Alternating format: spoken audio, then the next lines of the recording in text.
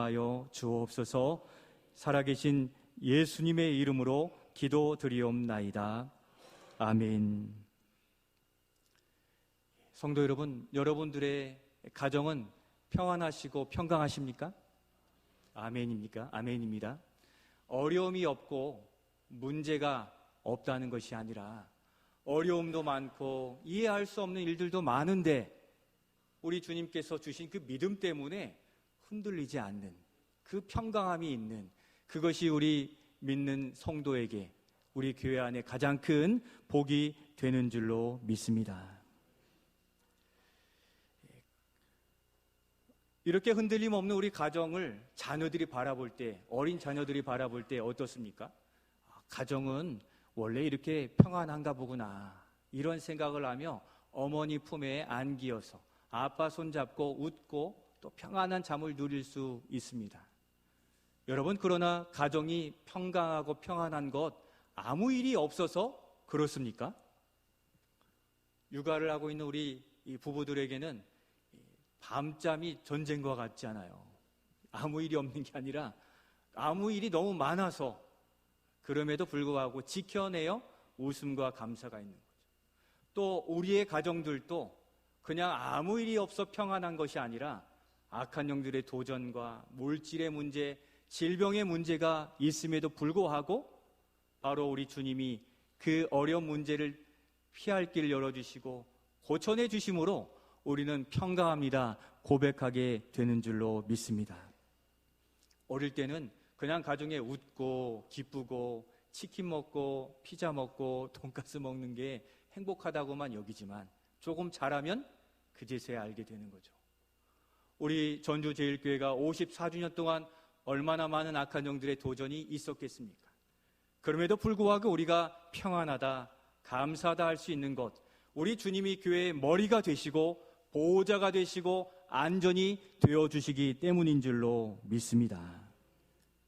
바로 하나님께서는 우리의 가정도 그렇게 지켜주셨고 우리의 교회도, 우리의 믿음도 지켜 보호해 주신 것을 바라보는 믿음의 성숙함과 안목이 있는 우리 모두가 되실 수 있기를 소원합니다. 여러분, 이와 같이 가정과 교회를 지켜주시는 은혜가 그러하듯이 여러분, 이 세상의 역사도 마찬가지입니다. 세상이 해가 떠오르고 다시 지고 또 떠오르고 다시 지는 이러한 일상이 반복되어 똑같다고 여겨지지만 사실은 어떻습니까? 그 안에 수많은 경쟁과 수많은 어려움들이 있는 거죠. 무엇보다 영적인 눈으로 보면 악한 영들과의 믿음의 싸움이 얼마나 치열하게 일어나고 있는지 모르는 것입니다. 특히 오늘 종교개혁주의를 맞으면서 이 지나온 시대에 이 믿음의 역사, 또 각 교회들이 지켜져 온 것이 어떠한 은혜 때문입니까? 이 지나온 시대의 역사는 세상의 역사가 아니라 하나님의 역사인 것을 바라보실 수 있기를 소원합니다.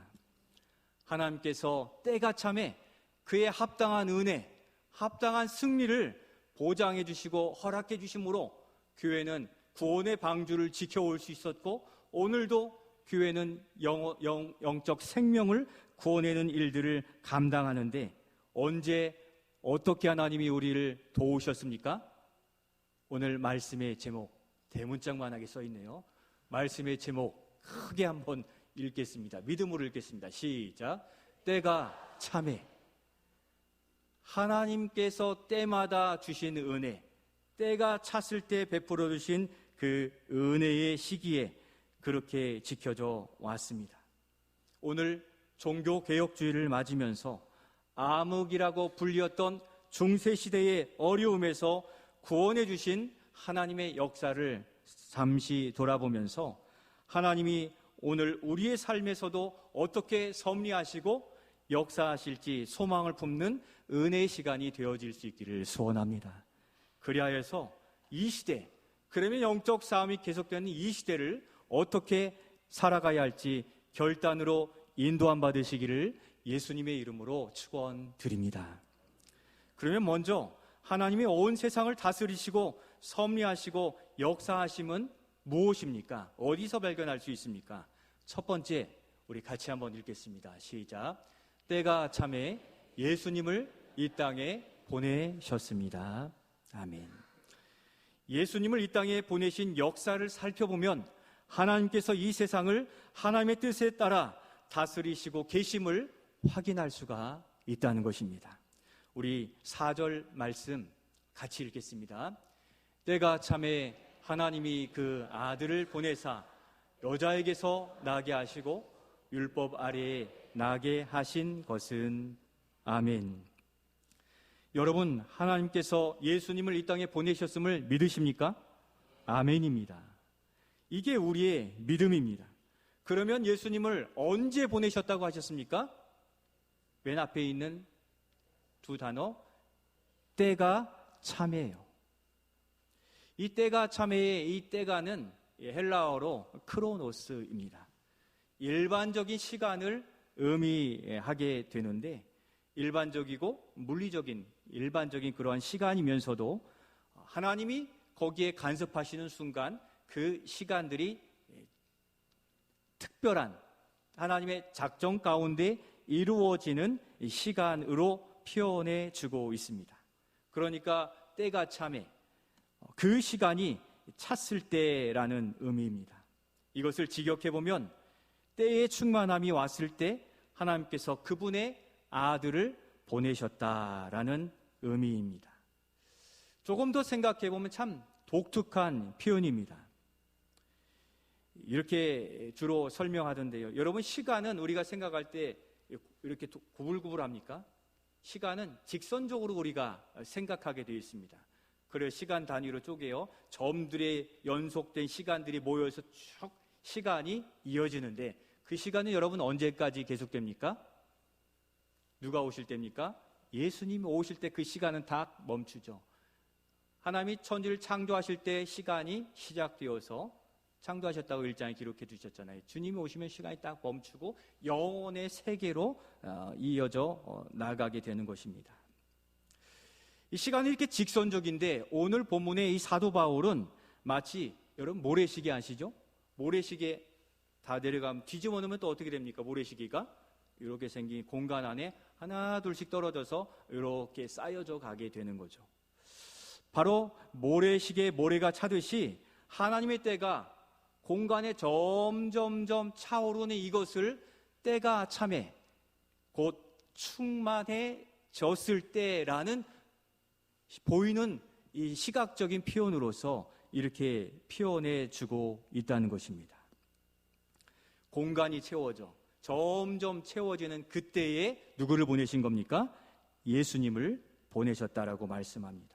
곧 하나님의 계획하신 시간이 쌓이고 쌓이며 충만해져 왔을 때 예수님을 이 땅에 보내셨는데 그 시기가 작정하신 시간이라는 겁니다. 역사적으로 사회적으로 이런 것들을 많이 분석해서 놓았는데 시대적이고 사회적이고 역사적인 상황이 이렇게 쌓이고 쌓여 충만해졌을 바로 그때 무르익었다 표현하는 그때에 예수님을 보내신 겁니다. 어느 날 예수님이 그냥 갑자기 내가 가겠습니다 하고 막 갑자기 내려오신 것이 아니라는 거죠. 바로 하나님의 정하신 때가 이렇게 무르익었을 때에 예수님이 이 땅에 오셨는데 학자들은 몇 가지 이유로 이렇게 설명하고 있습니다. 먼저는 로마 시대가 부국 강성하여서 그때 교통망이 사방팔방으로 펼쳐져 내려갔기 때문에 복음이 가장 빠르게 전달될 수 있는 여건이 마련된 그때 예수님을 보내셨다라고 이야기하고 있습니다. 그러니까 황제를 잇는 이때마다 도로망을 확충했는데 왜 확충했겠습니까? 군사도로였습니다. 빨리 다른 나라를 정복하기 위한 도로였지만 하나님 그 도로를 통하여 무슨 도로가 되게 하신 겁니까? 복음의 전파도로가 되도록 그렇게 기다리시고 그때에 예수님을 보내셨다는 겁니다. 어느 황제의 때는 총 길이가 27만 킬로미터의 가지가 있는 그러한 도로까지 다른 나라들까지 정비했다라는 기록도 있습니다.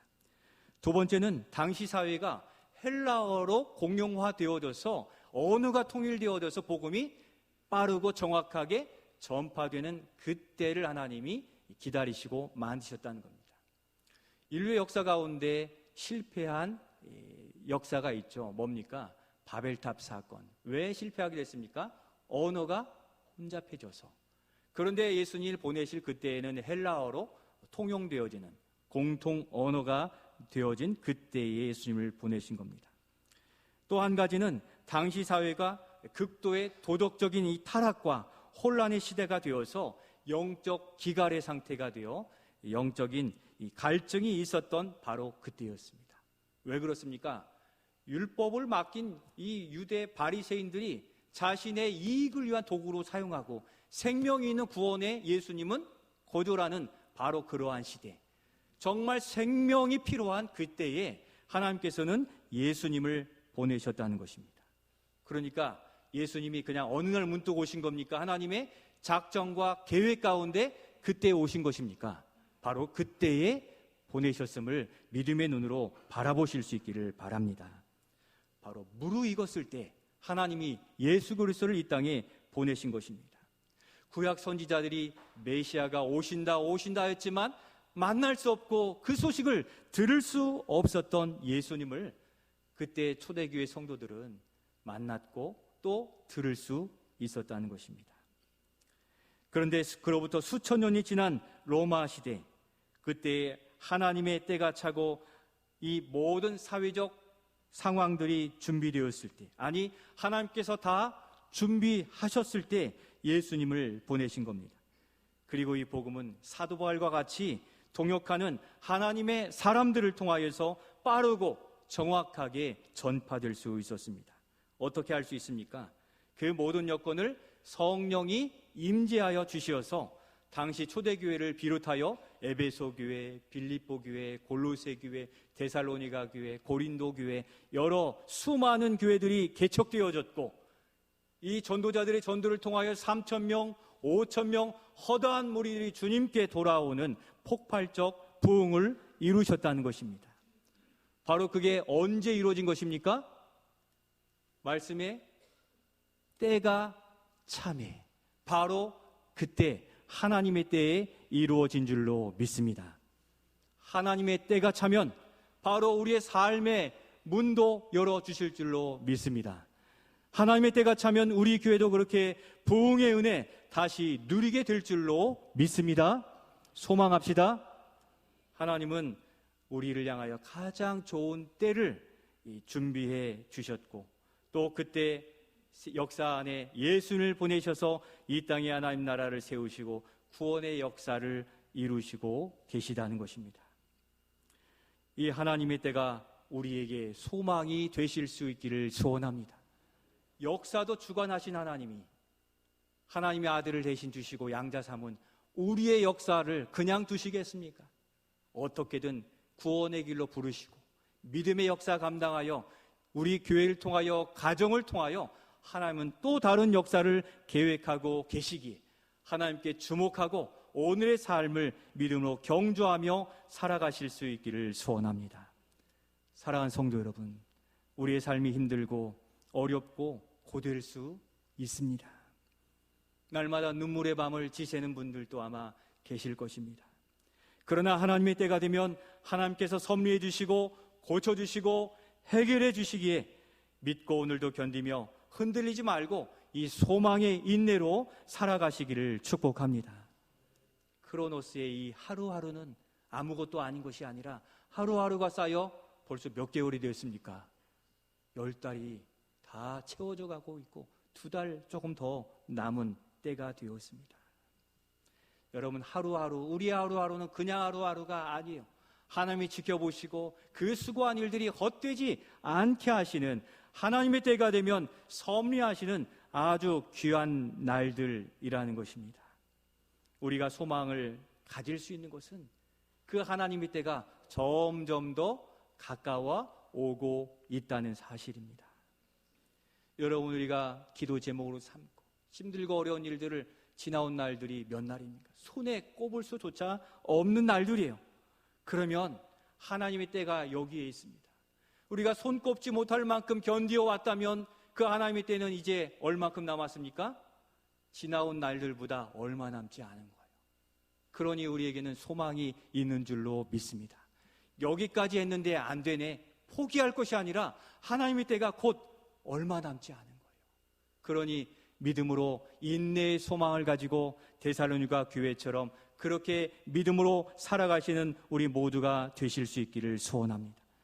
조금만 더 인내하고 조금만 더 기도하고 조금만 더 의지하면 그 영광의 날을 경험하게 되는 것입니다. 당장에 지난주 전교인 전도대회로 여러분들이 많이 수고하셨어요. 그리고 여러분들이 오셨습니다. 그렇지만 그렇게 기도하고 찾아가고 함께 가자고 애썼지만 우리의 초청을 거절하신 분들이 참 많아요. 우리 마음이 어떠했습니까? 마음이 많이 상하고 어렵고 낙심되었다 하시는 분들도 그 고백을 들었어요. 낙심하지 마시고 힘을 내시기를 바랍니다. 이번에 안 왔다고 낙심하지 마세요. 그렇게 수고한 크로노스, 일상의 하루하루에 수고한 이 날들을 하나님은 중요하지 않다라고 여기지 않으신다는 거예요. 오히려 너의 하루하루가 소중했다, 귀한 날들이었다, 나의 일에 동참했다라고 말씀해 주시는 겁니다. 어떻게 할 수 있습니까? 우리가 눈물로 씨를 뿌린 그 수고가 헛되지 않다고 하시는 데에서 우리는 소망을 가질 수 있는데, 요한복음 4장 36, 37절 말씀 우리 같이 한번 읽겠습니다. 거두는 자가 이미 삭도 받고 영생에 이르는 열매를 모으나니 이는 뿌리는 자와 거두는 자가 함께 즐거워하게 하려 함이라. 그런즉 한 사람이 심고 다른 사람이 거둔다 하는 말이 옳도다. 아멘. 여러분, 한 영혼이 돌아오는 것은 그 전도한 그 사람이 전적으로 다 잘해서입니까? 오늘 말씀만 보니까 누가 그렇게 같이 동역했던 겁니까? 뿌리는 자들이, 나 말고도 이전에 더 많은 영혼들이 그 영혼들을 위하여 기도했고 뿌림으로 나 때에는 거둘 수 있는 은혜를 누리게 된 것이죠. 그러니까 그 전에 이 씨를 뿌리고 눈물로 기도한 그분들을 향하여 주님은 헛수고했다라고 하지 않으시고 그 뿌린 자들 때문에 거둘 수 있었다라고 우리에게 소망의 말씀을 전해주시는 겁니다. 그래서 거둔 사람만 잔치에 참여하지 않고 어떻습니까? 뿌리는 자와 거두는 자가 잔치에 함께 참여하여 즐거워하도 된다라고 말씀하시기에, 여러분 전도대회 기간 그렇게 새벽을 깨워 기도하시고 찾아가시고 손잡아 주신 우리 성도 여러분 수고하셨고, 우리에게 허락해 주시는 그 전도의 그 놀라운 잔치에 기쁘게 참여하는 우리 모두가 되실 수 있기를 소원합니다. 당장에는 비록 거두지 못한 것처럼 보이지만 또 누군가 뿌린 그 사람을 다음에는 우리가 거두는 은혜를 맛볼 수 있는 것인데, 여러분 뿌리는 자와 거두는 자가 함께 기뻐하기에 우리 교회 공동체를 세우는 일들에 여기 모든 성도들이 조금씩 믿음의 자리를 지켜가면 우리는 함께 기뻐하고 함께 성장하고 부흥의 기쁨을 맛보게 될 줄로 믿습니다. 누군가 나의 뿌림에 대한 결실을 대신 거둠으로 그때가 나로 인해 충만히 채워져 가는 과정이었던 거죠. 내가 뿌리던 시간이 하나님의 시간이 점점 채워져 가는 그 수고와 과정이었다는 거예요. 그러니까 우리의 수고는 결코 헛되지 않은 겁니다.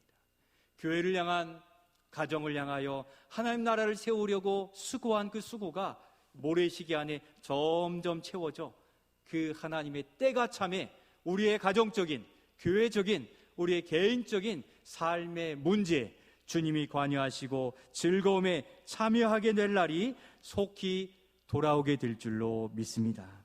그렇게 여러분 낙심하지 마시고 오늘도 수고하시기 바랍니다. 그와 같이 우리의 힘든 상황과 소망 없는 결과를 안고 있을지라도 하루하루를 주님을 의지하고 견디고 눈물로 간구하며 살아가시기를 바랍니다.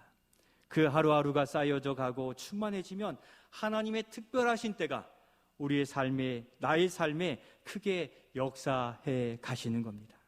채워주시고 고쳐주시고 회복해 주실 줄로 믿습니다. 그러면 하나님이 온 세상을 또 어떻게 다스리시겠습니까? 두 번째 같이 한번 읽겠습니다.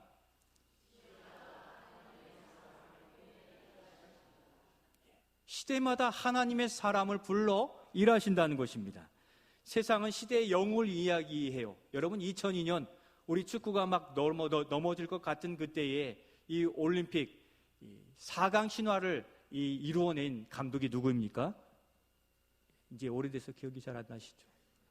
희씨는 생각나는데 이름도 성도 생각이 안 나는 거스 히딩크죠. 저도 찾아봤습니다만 우리가 자주 사용하지 않는 단어는 머릿속에서 쉽게 사라질 수 있습니다.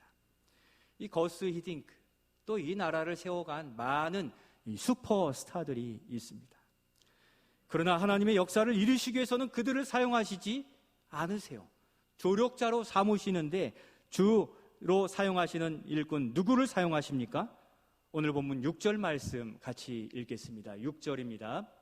너희가 아들이므로 하나님이 그 아들의 영을 우리 마음 가운데 보내사 아빠 아버지라 부르게 하셨느니라. 아멘. 누구를 부르십니까? 하나님을 아빠 아버지라 부르는 사람들입니다. 여러분, 하나님은 우리의 아버지가 되시는 줄로 믿습니다. 하나님을 아버지라고 부르는 게 이거 기적 같은 일입니다. 내 육신의 아버지가 있는데 또 다른 아버지라니 못 부르는 사람들이 너무 많아요.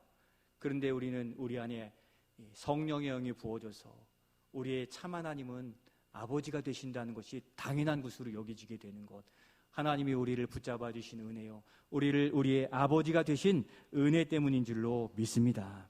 바로 하나님을 아버지라고 부르는 하나님의 백성들을 부르신다는 겁니다. 하나님의 구원의 역사, 또 다스림의 역사를 이루어 가시는 중심에는 세상 스타들이 아니라 하나님의 사람을 통하여서만 하나님은 일하신다는 겁니다.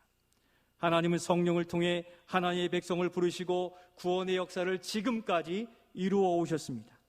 세계 역사에서 가장 암흑시대라 불리는 악한 시대, 언제라고 했습니까? 초, 중, 후. 언제 시대입니까? 중세 시대예요. 약 5세기부터 15세기까지를 대략 많이 이르는 이 시기입니다. 이때는 로마가 부흥하며 세워지는 그때였는데, 이 로마는 이 초대교회 복음과 그 복음의 역사와 전파를 통해서 이 교회 개척을 이루어가는 중에 여러분, 로마의 국교가 기독교로 공인되는 역사를 맞이하게 됩니다. 이 얼마나 큰 은혜를 입은 나라가 로마입니까? 로마가 그렇게 기독교 국가로 또 하나님을 섬기는 왕들로 세워졌습니다. 그러나 시대가 점점 흐르며 이 중세 시대가 사람이 주인된 시대가 되고 말게 된 겁니다. 황제는 물론 로마 카톨릭의 신부 사제들까지 눈이 바뀌어지게 되었던 겁니다. 복음은 돈과 명예를 얻는 도구가 된 암흑 같은 시기대가 되었습니다. 그때 일반 성도들은 이 성경을 가질 수도 없었고 읽을 수도 없었습니다. 왜 그랬습니까? 그 성경이 우리는 한글이지만 라틴어로 되어 있어요.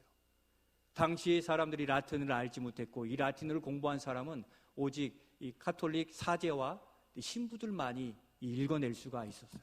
그러니 성도들은 성경을 내용이 뭔지도 읽을 수도 없었고 오직 사제와 신부가 전하는 그 말씀만을 그대로 받아서 그렇게 살아가니 그들도 무지한 백성이 되었고 비진리에 빠져버리는 암흑의 시대가 되고 말았던 겁니다. 그 결과 종교개혁의 시작이 되었던 면죄부가 등장합니다. 면죄부가 무엇입니까? 이 면죄부 증서를 돈 주고 사면 자신의 죄가 용서받는다는 겁니다. 그리고 천국에 아직 가지 못한 연옥에 있는 가족들이 내가 돈 내고 면죄부 사면 이 가족도 천국에 간다는 이러한 잘못된 교리를 일반 성도들에게 막 가르쳐 그 면죄부를 팔고 돈을 챙기려고 했던 거죠. 건축을 하고 또 자신의 명예와 부를 위해서 그렇게 복음을 팔아내었던 그 시대가 바로 중세시대였던 겁니다. 그것을 사면 죄 사함을 받고 구원을 받는다는 것, 여러분, 어디서 많이 들어보지 않았습니까? 돈이면 다 된다. 이 시대의 모습과 그 시대가 다를 바가 없다는데 우리는 경각심을 가질 수밖에 없다는 것입니다. 믿음의 영역에서 보면 더 심각한 것인데, 인간의 행위와 돈과 노력으로 구원을 얻을 수 있다는 것이 되기에 완전히 성경에서 벗어난 신앙 행위를 할 수밖에 없는 것입니다. 암흑 같은 어두운 시대에 하나님의 백성들이 죽음의 길을 가는데 하나님이 어떻게 하시겠습니까?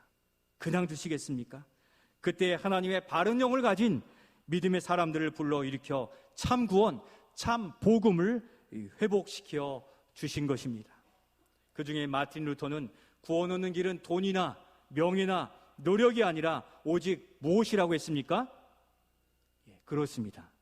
그것을 어디서 발견하고 찾아낸 것입니까? 그렇습니다. 다 어디입니까? 우리 로마서 1장 17절 말씀 같이 읽어보며 확인하겠습니다. 복음에는 하나님의 의가 나타나서 믿음으로 믿음에 이르게 하나니 기록된 바 오직 의인은 믿음으로 말미암아 살리라 함과 같으니라. 아멘.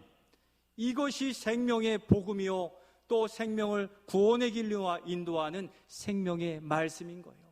돈을 내야 되고 돈으로 무엇을 사야 되고 우리가 노력해야 되는 것이 아니라 바로 우리를 위하여 이 땅에 오신 예수 그리스도를 믿기만 하면 죄 사함 받는 하나님의 놀라운 사랑의 계획을 믿는 자들은 믿음으로 구원받게 되는 줄로 믿습니다.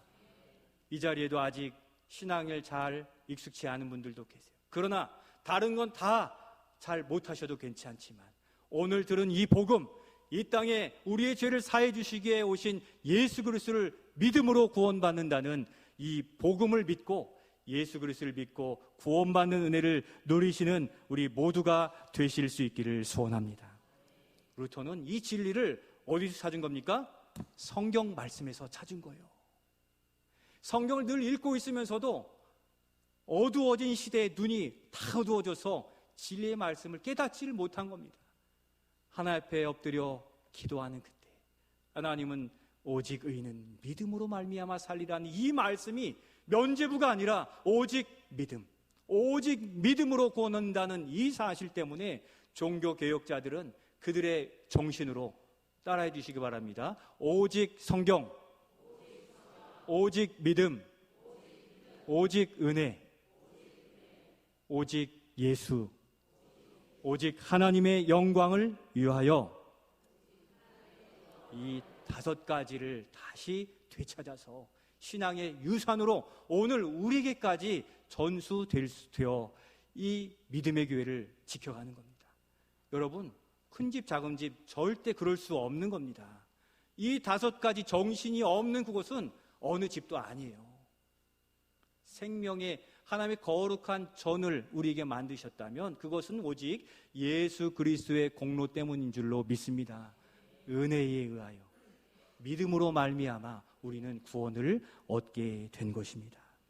이 진리를 발견한 하나님의 사람들, 그 중에 몇 이름을 들어보시면 아시겠지만 존 위클리프, 얀 후스, 존 녹스, 존 위클리프, 오늘 말씀드린 마틴 루터, 그리고 우리가 신앙의 뼈대로 가지고 있는 존 칼빈의 이러한 튤립의 교리 등 여러 가지를 가지고 우리는 진리의 변치 않는 말씀을 지켜내려고 이 시대에도 우리는 발버둥 치고 지켜나가고 있는 것입니다.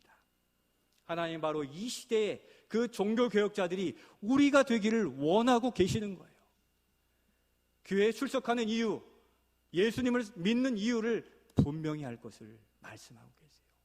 다시 한국교회가 중세시대로 가는 것은 아닙니까?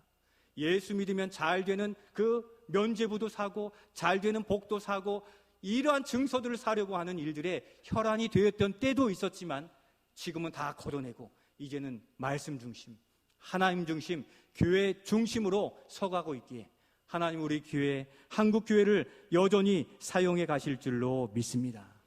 그러니 선교사들이 세계 2번째로 많이 파송되는 교회로 진리의 말씀을 들고 나아가고 우리 안재령 선교사님 가정도 그렇게 우리도 파송할 수 있었던 것, 하나님이 일하시는 증거인 줄로 믿습니다. 우리는 그와 같은 하나님의 사람들을 통해 이루신 은혜로 참 진리를 믿는 우리 제일교회의 가족이 된 것입니다. 그러나 아직도 거짓 복음, 인간적 복음에 빠져 헤어나오지 못하는 일들이 많이 있다는 겁니다. 여러분, 얼마나 안타까운 일입니까? 중세 시대의 성도들이 너무 안타깝게 눈이 가려진 그러한 신앙생활을 하며 어려운 가운데 있었는데, 오늘 우리는 어떠합니까? 진리의 말씀은 들려지는데 깨달아지지 않는다면 우리도 다를 바가 없다는 것입니다. 하나님은 오늘 우리 시대에도 그렇게 참 하나님을 믿고 따르는 하나님의 사람을 찾으시고 그렇게 일하십니다. 우리도 그렇게 하나님의 위대한 일을 감당할 수 있습니다. 하나님께 헌신하고 쓰임받기를 각오한다면 우리의 학교, 직장, 사업장, 일터, 세계 열방에서 우리도 그렇게 쓰임받을 수 있는 줄로 믿습니다. 구두 수성공이었던 현대 선교의 아버지 윌리엄 캐리의 열망이 우리의 소망이 되기를 바라며 그의 강력한 외침, 우리의 외침으로 한번 화면을 넘겨주시면 같이 읽어보겠습니다. 밑에 하얀 글씨는 안 읽어도 됩니다. 노란 글씨만 읽으시면 됩니다. 같이 읽겠습니다. 시작. 하나님으로부터 위대한 일을 기대하라. 하나님을 위해 위대한 일을 시도하라. 우리 그냥 읽었지만 이번에는 정말 우리가 그러한 사람이 되고자 합니다. 기대하게 시도하는 자 되기를 바라면서 한 번 더 힘있게 주먹 쥐고 같이 한번 읽어보겠습니다. 주먹을 들고 이러한 하나님의 자신 일꾼 되겠습니다. 같이 읽겠습니다. 시작. 하나님으로부터 위대한 일을 기대하라. 하나님을 위해 위대한 일을 시도하라. 하나님 우리를 통하여 못 이루실 일이 없는 줄로 믿습니다. 하나님을 갈망하시고 소망하시기를 바랍니다. 하나님은 세상의 사람이 아니라 예수 그리스도를 영접한 하나님의 사람을 통해, 바로 우리를 통해, 우리 교회를 통해 위대한 일을 행하실 줄로 믿습니다. 그러면 우리는 어떻게 살아가야 되겠습니까? 마지막 세 번째 같이 읽겠습니다. 거룩의 사명으로 살아가야 합니다. 우리가 그렇게 위대한 일을 꿈꿀 수 있는 이유는 무엇입니까? 오늘 본문 7절 말씀을 같이 읽겠습니다. 그러므로 내가 이후로는 종이 아니요 아들이니 아들이면 하나님으로 말미암아 유업을 받을 자니라. 아멘. 이제 우리는 율법이나 세상의 종이 아닌 것입니다. 오직 하나님의 자녀로 구별된 거룩한 존재가 되었습니다. 그리고 하나님 나라를 유업으로 이어받을 자이고 이미 그 유업을 이어받은 자들입니다. 그럼 우리는 태생부터 세상의 사리사욕이나 부귀영화를 목적으로 사는 자들이 아닌 것입니다. 우리는 하나님 나라를 유업으로 받은 하나님 나라를 거짓 진리와 또 세상의 부정함이 침범하지 못하도록 막아내는 자들로 부름받은 것을 기억하시기를 바랍니다. 그래서 우리의 가정에 세상의 논리가 들어오지 못하도록, 우리의 자녀들이 세상의 유혹에 빠지지 않도록 우리는 막아내야 될 책임이 있는 겁니다. 교회의 거룩성, 순결함을 지켜내어 우리 교회가 주님 오시기까지 생명력이 있는 교회가 되기 위해 우리는 교리를 배우고 진리의 말씀을 묵상하고 주님 앞에 엎드려 눈물로 기도해야만 되는 것입니다. 우리가 누구인지를 베드로 사도들은 분명히 전하고 있습니다. 오늘 본문 베드로전서 2장 9절의 말씀, 우리를 누구라 하시는지 살펴보며 함께 읽겠습니다. 그러나 너희는 택하신 족속이요 왕같은 제사장들이요 거룩한 나라요 그의 소유가 된 백성이니 이는 너희를 어두운 데서 불러내어 그의 기이한 빛에 들어가게 하신 이의 아름다운 덕을 선포하게 하려 하심이라. 아멘. 그러므로 우리가 부르심 받은 것은 우린 여전히 하나님 나라를 알지 못하고 누리지 못하는 세상에 속한 영혼을 주께로 인도해내는 사명자로 부르심을 받은 것입니다. 진정한 행복과 생명, 소망이 예수님께 있음을 우리의 삶을 통하여 또 예배를 통하여 선한 일을 통해 드러내는 거룩한 제사장인 것을 분명히 인식하고 붙들고 살아가시기를 소원합니다. 말로만의 신앙이 아니라 우리가 거하는 곳에서 그리스도의 복음의 향기, 선한 사역을 기쁨으로 드러내어 거룩한 삶이 무엇인지를 세상에 드러내고 하나님께 예배한다는 것이 무엇인지를 세상 사람들에게 드러내는 거룩한 제사장이 되시기를 소원합니다. 아직까지 내가 그러한 거룩한 열망을 갖지 못했다면 우리 자신을 개혁해 가시기를 바랍니다. 세상이 바뀔 것이 아니라 누가 바뀌어야 되는 것입니까? 내가 바뀌어야 되는 거예요. 내가 하나님의 거룩한 제사장이라는 인식을 가지고 나의 말과 언어 행실, 나의 생각과 씀씀이, 내가 좋아하는 이 모든 것을 거룩한 제사장으로서 온전하게 가지고 있는가를 돌아보아야 되는 것입니다. 하나님께서 주신 믿음을 통해 은혜로 말미암아 구원받은 자에게 기쁨과 감사함으로 선한 일들의 봉사의 자리, 섬김의 자리, 또 헌신의 자리에 위치하여 하나님이 하루하루 쌓아져가는 그 일들을 통하여 크로노스가 카이로스의 하나님의 특별한 시간이 되기까지 그렇게 믿음으로 거룩한 사명을 감당해 가시기를 소원합니다. 그러면 우리 자신이 나타내 보여야 되고 또 그렇게 수고해야 될 거룩한 사명과 거룩한 일은 무엇이 있습니까? 어디에서 그것을 감당해야 됩니까? 이 시간 주님께서 주시는 바로 그곳, 바로 그것을 놓지 마시고 붙든 거룩한 제사장으로 하나님께 기도하고 기대하고 도전하는 우리가 되실 수 있기를 소원합니다.